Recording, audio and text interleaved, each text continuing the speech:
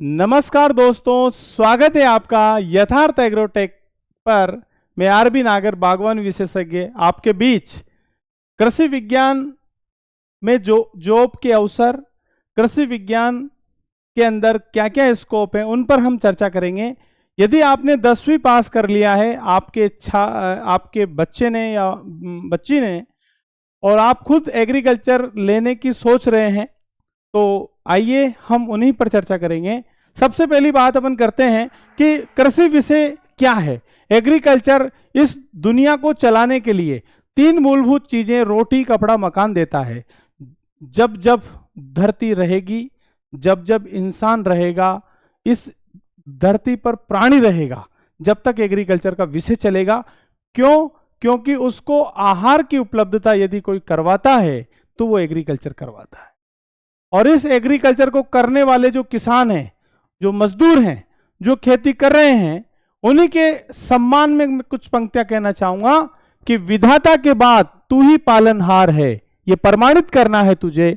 भारत का बच्चा गर्व से कहे, कर्मशील किसान बनना है मुझे, कर्मशील किसान बनना है मुझे। एग्रीकल्चर जो है वो बहुत ब्रॉड स्कोप लेके विषय आया है और हम इसी पर चर्चा करना चाहते हैं। सबसे पहली बात कर रहे हैं हम, जैसे आपने एग्रीकल्चर विषय लिया है तो कृषि विभाग के अंदर 2 भर्तियां हमें मुख्यतः देखने को मिलती हैं 12वीं बेस पे।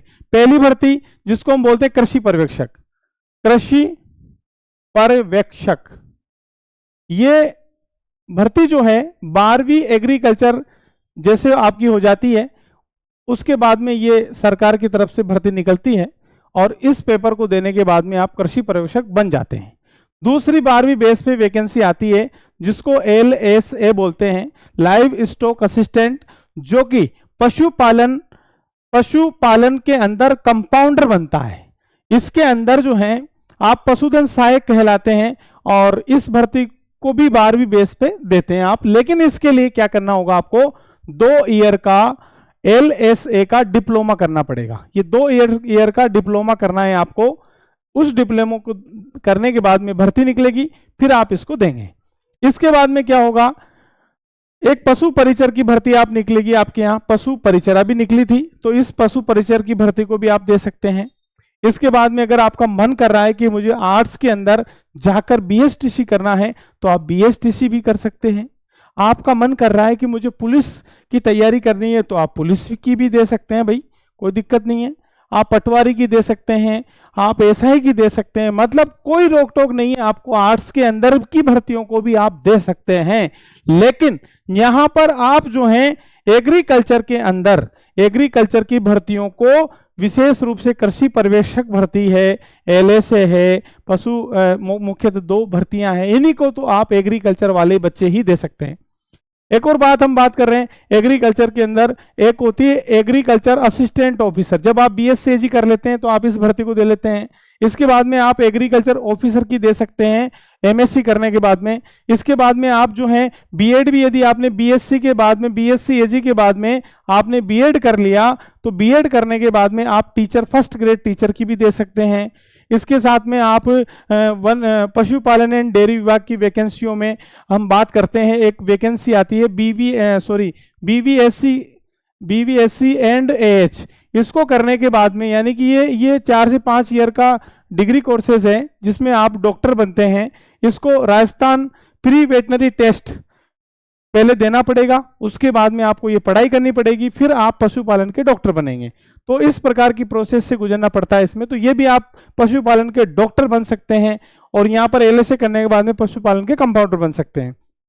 चलो, अपन बात कर रहे थे थोड़ा सा और भी पंचायती राज विभाग के अंदर हम ग्राम सेवक की बात कर रहे हैं, तो वो बन जाते हैं। वन विभाग के अंदर आप डिस्ट्रिक्ट फॉरेस्ट्री ऑफिसर हैं, उसके समक्ष जो भी पोस्टें हैं निचले स्तर की, वो सब वैकेंसी हम वन विभाग की दे सकते हैं। सिंचाई विभाग के अंदर इरिगेशन अधिकारी वगैरह उनको दे सकते हैं। जल संग्रहण विभाग, उसके अंदर जो पोस्टें निकलती IWMP के अंतर्गत, इंटरग्रेड वाटर मैनेजमेंट प्रोग्राम के तहत जो वैकेंसियां निकलती हैं, जो मृदा के अंदर कैसे ज़्यादा से ज़्यादा भूजल का संरक्षण हो और जल का स्तर बढ़े, तो उस प्रकार की जो पोस्टें देखने को मिलेंगी वो यहाँ मिलेंगी, और उनको आप एग्रीकल्चर वाले बच्चे दे सकते हैं। उद्यान विभाग के अंदर उद्यान अधिकारी हैं, सहायक उद्यान अधिकारी हैं, तो इस प्रकार की उद्यान का कृषि पर्यवेक्षक, इस प्रकार की वैकेंसियां जो हैं यहाँ देखने को मिलेंगी। ग्रामीण विकास विभाग के अंदर मिलेंगी, और कृषि विपणन विभाग, यानी कृषि विपणन विभाग का मतलब होता है मार्केटिंग, जो वेयर हाउसिंग है सरकार के हैं और गैर सरकार के, वहां पर जो अधिकारी हैं जो मार्केटिंग का काम कर रहे हैं या लोगों किसानों की उपज को स्टोर करने के लिए जो लगाए कर्मचारी काम कर रहे हैं कि भाई कैसे उनकी फसल को सुरक्षित रखा जाए, किस प्रकार के भंडारण में कीट रोग लगते हैं, तो उन सभी की मॉनिटरिंग और प्रबल निगरानी के लिए जो अधिकारी नियुक्त किए जाते हैं वो इस कृषि विपणन विभाग के अंतर्गत निकलती है वो वैकेंसी, और उस वैकेंसी में भी BSc वाले बच्चे जॉब करते हैं। साथ में निजी क्षेत्र की खाद कंपनियां हैं, तो खाद की कंपनियों में भी आप जो हैं जा सकते हैं। आप इन कंपनियों का नाम सुना होगा, कर्बको, इफको है, चंबल है, सरदार, DCM वगैरह है। बीज की कंपनियों में गांव में आपने देखा होगा मार्केटिंग करने वाले आते हैं कि भाई ये मक्का है, ये इस कंपनी की है, कोई पायोनियर की है, कोई सिजेंटा की, राशि की, न्यूजिड, आज एग्रो स्टार वगैरह, काफ़ी सारी कंपनियां मार्केट में काम कर रही हैं। तो वो कंपनियां भी BSc AG वालों को डायरेक्ट जॉब प्लेसमेंट दे देती है, और अच्छा खासा पैकेज यहाँ पर 22,000 से लेकर और लगभग 1.5 से 2 लाख तक का पैकेज बच्चों को मिलता है। पेस्टिसाइड की कंपनियों में इसी प्रकार से ये कंपनियां आपको देखने को मिलती हैं, और ये कंपनियां जो हैं जॉब प्रदान करती हैं। और यदि आप बैंकिंग क्षेत्र में जाना चाहते हैं तो राष्ट्रीयकृत bank, SBI, PNB, UB, UCO, इनमें भी आप जॉब लग सकते हैं, क्योंकि इसमें आपको BSc AG करना होता है, और BSc AG करने के बाद में एक वैकेंसी निकलती है इसके अंदर, उस वैकेंसी का नाम है एग्रीकल्चर फील्ड ऑफिसर। और एग्रीकल्चर फील्ड ऑफिसर वैकेंसी जो है इसको आप BSc वाले देते हैं, हर 6 माह में निकलती है, इसके अंदर आप बैंक मैनेजर बन जाते हैं। तो ये भर्ती भी, यदि आपने कॉमर्स विषय सिर्फ इसीलिए चुना है कि यार मैं क्या नाम से बैंक मैनेजर बनना चाहता हूं, तो एग्रीकल्चर संकाय जो है आपको बैंक मैनेजर बनने की अपॉर्चुनिटी देता है। साथ में आपको बहुत ही अच्छे पैकेज पर ब्रांच मैनेजर तक का प्रमोशन इसमें होता है, और ये वैकेंसी BSc AG वालों के लिए सुरक्षित है। साथ में निजी क्षेत्र की बैंकें हैं, यहाँ पर भी एग्रीकल्चर वालों बच्चों का प्लेसमेंट हो जाता है, वहाँ भी बैंक मैनेजर से लेकर काफ़ी निचले स्तर तक की सारी पोस्टें हैं वो सब सृजित हैं इसमें भी। और स्वरोजगार पे आ जाइए, स्वरोजगार में आप पशुपालन, डेयरी उद्योग चला सकते हैं। आज जिस प्रकार से हमारे देश में दूध की कमी को देखते हुए हमें बाहर से आयात करना पड़ा दूध, अभी हाल ही में एक पशुपालन के अंतर्गत एक नीति आई कि हम दूध विदेशों से खरीद रहे हैं। भाई विदेशों से क्यों खरीद रहे हैं, हमें जरूरत क्या पड़ी, क्योंकि पशुपालन का काम घटेगा तो खरीदना पड़ेगा। और स्वाभाविक सी बात है कि देश के लोगों को अच्छा आहार उपलब्ध करवाना है, दूध उपलब्ध करवाना है, घी मक्खन उपलब्ध करवाना है, तो कहीं ना कहीं हमें इस ओर आना पड़ेगा। और ये डेयरी उद्योग जो है आज के युवाओं के लिए काफ़ी एक अच्छा बिजनेस व्यवसाय निकल के आया है। तो पशुपालन, डेयरी विभाग का काम कर सकते हैं, उद्योग का काम कर सकते हैं आप, मुर्गी पालन कर सकते हैं, मछली पालन का भी कार्य कर सकते हैं, मधुमक्खी पालन का भी कर सकते हैं, मशरूम उत्पादन, वर्मी कंपोस्ट उद्योग। तो वर्मी कंपोस्ट उद्योग आजकल ट्रेंडिंग में है भाई, इस पर अपन चर्चा करेंगे।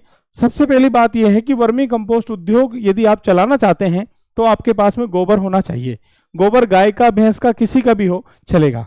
वर्मी कंपोस्ट बनाएंगे आप तो उस गोबर को जब आप बेड में भरेंगे तो उस गोबर को ठंडा करें। ठंडा कैसे करेंगे, 8 से 10 दिन गोबर को, जहां से आपने जैसे पशुओं ने किया है गोबर, उसको उठाकर एक ढेर बना लें, उसको रोज ठंडा करें, पानी सींचें उस पर, तो ठंडा हो जाएगा वो, उसमें हाथ चला के देखें। उसके बाद में उसको उठाकर बेड बनाएं, और बेड की लंबाई आपके अनुसार रखें, ऊंचाई लगभग 1.5 से 2 फीट के समथिंग आप इसकी रख सकते हैं। उसके अंदर गोबर भर दें। गोबर भरने के बाद में उसको रोज पानी से सींचें, और सींचने के बाद में उसमें हाथ डाल के से देखें कि भाई ये गर्म तो नहीं है ना, गर्म गोबर है। और यदि आपने उसमें केंचुए डाल दिए तो मर जाएंगे केंचुए, इसलिए उसको ठंडा, मतलब सामान्य से भी ठंडा रहे वो, और उसके अंदर फिर केंचुए छोड़ो। और केंचुआ राजस्थान की जलवायु में जो सर्वाइवल होता है उसके अंदर आइसिनिया फोएटिडा नाम की प्रजाति है, जो लाल कलर का केंचुआ है। 90% से अधिक वो कार्बनिक पदार्थ खाता है, गोबर खाता है, और मात्र 8 से 10% वो मिट्टी खाता है। तो अपने को सबसे अच्छा केंचुआ बताया गया है, माना गया है, इसी को आप लाके अपने बेडों में भरें। और फिर उसके बाद में भाई इसको फिर इकट्ठा कैसे करेंगे वर्मी कंपोस्ट को, तो जैसे आप उसको थोड़ा सा ऐसे गार्डन रेक की सहायता से उसको थोड़ा सा खुरेदेंगे, लगभग 50 से 60 दिन में ये तैयार हो जाता है वर्मी कंपोस्ट। तो केंचुआ नीचे चला जाता है, उसको अनकवर्ड कर देंगे तो जो बेड पे ऊपर जब अपन भरते हैं उसको बेड को, तो जैसे पानी सींचते हैं बोरियों के टाटों से ढक देते हैं। रोज का यही काम करना होता है, ऊपर से शाम को पानी सींच दो, बेड से उससे ढक दो। तो उस फिर जब आप वर्मी कंपोस्ट को इकट्ठा करेंगे तो उसको उगाड़ देंगे, और उगाड़ने अनकवर्ड करने के बाद में उसमें गार्डन रेक की सहायता से उसे खुरद देंगे। खुरदने के बाद में क्या होगा, तो केंचुआ है उजाले के प्रति वो थोड़ा सा लगता है उसको कि यार पता नहीं क्या हो रहा है, नीचे चला जाता है, और उसको अपन ऊपर से भर लेंगे, फिर उसको छान लेंगे और पैकिंग कर देंगे। तो इस प्रकार का वर्मी कंपोस्ट का काम भी आप इसमें कर सकते हैं। वर्मी कंपोस्ट खाद सबसे बेस्ट खाद है। ये मिट्टी के अंदर जैसे ही डलती है तो मृदा के अंदर जल धारण क्षमता बढ़ाती है। जल धारण क्षमता को आप यूं समझिए, जैसे सुबह सुबह दूध के साथ में आप टोस्ट खाते हैं, तो जब दूध में टोस्ट डाला जाता है या टोस्ट डाला जाता है उसके अंदर दूध सूख जाता है, और फिर उसके अंदर आप देखिए एक मतलब पूरा पता ही नहीं चलता, अगर 2-3 टोस्ट ले लो तो उसमें पूरा दूध गिलास का दूध गायब हो जाता है। क्यों? उस टोस्ट ने उस दूध को चक्सिंग कर चूषण कर लिया है, यानी उसके अंदर वो समाहित हो गया है। ऐसे ही यदि हम वर्मी कंपोस्ट को मिट्टी में डालते हैं तो उसके अंदर पानी जो है सृजित हो जाता है, इकट्ठा हो जाता है, वाटर जो है उसके अंदर बिल्कुल अच्छे से मिल जाता है, रम जाता है, और उसमें जब पौधे की जड़ आती है, पौधे की जड़ पास में आती है, तो उसमें वो धीरे धीरे पानी उपलब्धता करवाता रहता है, पौधा वृद्धि करता रहता है, पोषक तत्व मिलते रहते हैं। तो इस प्रकार की वर्मी कंपोस्ट है। तो इस प्रकार का उद्योग भी आप लगा सकते हैं। इसकी मार्केट में जो वैल्यू है 6 रुपए से लेकर 10 रुपए किलो तक ये बिकता है। अधिकतम आजकल एक्सपोर्ट होने लग गया है, तो 250 रुपए किलो तक भी बिकता है। साथ में रेशम कीट का पालन कर सकते हैं, बतख पालन, कृषि उद्योग भी आप लगा सकते हैं। इसके बाद में अनुसंधान क्षेत्र की भर्तियों की अपन बात करते हैं, तो अनुसंधान क्षेत्र में आप जैसे कि सरकारी कृषि अनुसंधान केंद्र पर रिसर्च अधिकारी बन सकते हैं, बीज निर्माण अधिकारी बन सकते हैं, ब्रीडर पादप जो रोग अधिकारी हैं, कीट अधिकारी हैं, वो सब इसमें बन सकते हैं आप। साथ में इसमें आप जो हैं अनुसंधान क्षेत्र पर आप मृदा वैज्ञानिक हैं, कीट वैज्ञानिक हैं, इनसे लेकर काफी पोस्टें इसके अंदर देखने को मिलती हैं। कृषि विश्वविद्यालय में आप व्याख्याता प्रोफेसर बन सकते हैं, और आईसीआर के क्षेत्रीय अनुसंधान कार्यालयों में आप जॉब कर सकते हैं। केंद्रीय राष्ट्रीय कृषि क्षेत्रीय केंद्रों पर भी आप कार्य कर सकते हैं।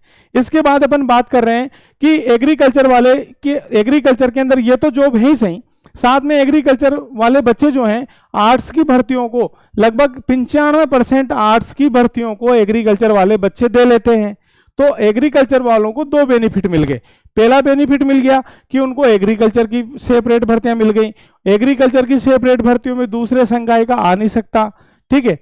दूसरी बात, आप आर्ट्स की सभी भर्तियों को दे सकते हैं, तो 2 बेनिफिट मिल गए आपको। और बैंक मैनेजर की सोच रहे हैं तो बैंक मैनेजर भी बन जाएंगे इसके अंदर। तो ये आपको एक अच्छा बेनिफिट्स मिल रहा है एग्रीकल्चर संकाय के अंदर। अब अपन बात करते हैं कि भाई एग्रीकल्चर, यदि आपने मन बनाया है एग्रीकल्चर लेने का, तो एग्रीकल्चर लेने का मन बनाया है तो आप देर किस बात की भैया। यथार्थ एग्रोटेक आपके लिए, आपकी सेवा में समर्पित है, और यथार्थ एग्रोटेक 12 का एग्रीकल्चर का संस्थान है जो एकमात्र एग्रीकल्चर विषय ही पढ़ाता है, जहां पर बच्चों को सिर्फ और सिर्फ एग्रीकल्चर की पढ़ाई दी जाती है। और आपका स्वागत है इसमें यथार्थ एग्रोटेक में। हमारा टैगलाइन है, कृषि के विकास से ही राष्ट्र का विकास है।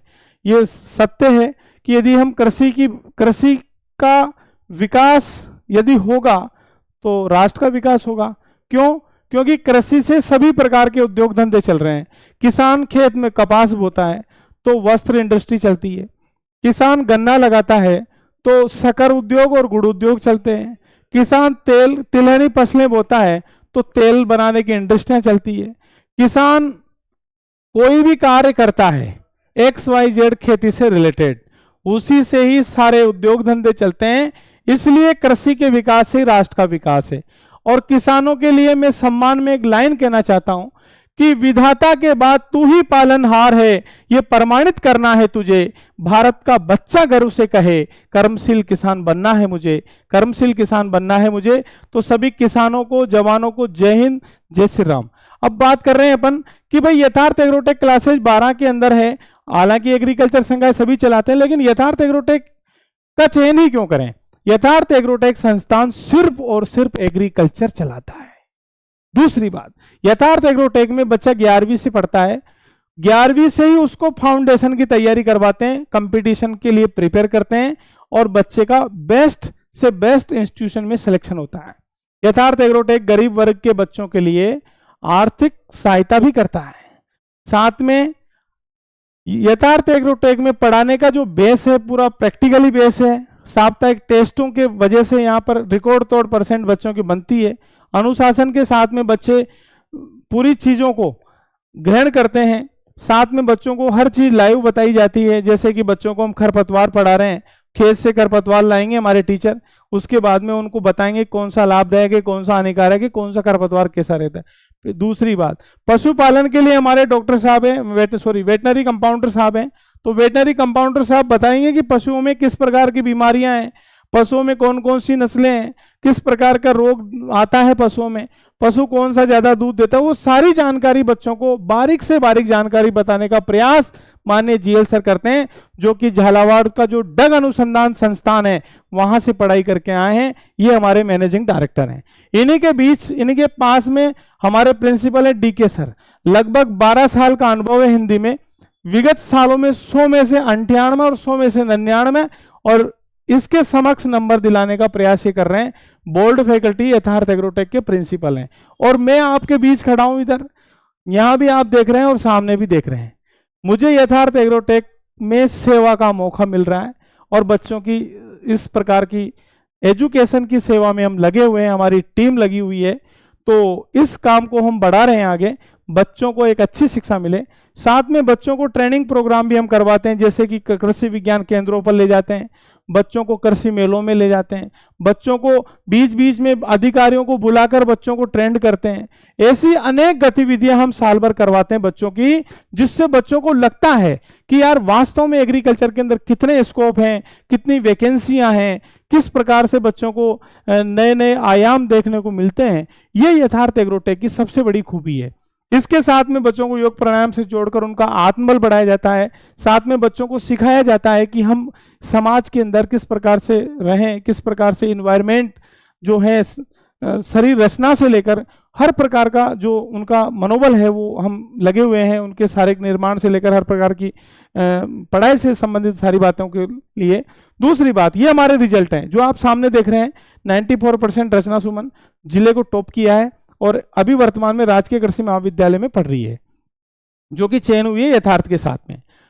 सामने पलक नागर 93%, इसने भी अभी नारगढ़ क्षेत्र से आती है, टॉप किया है एग्रीकल्चर को।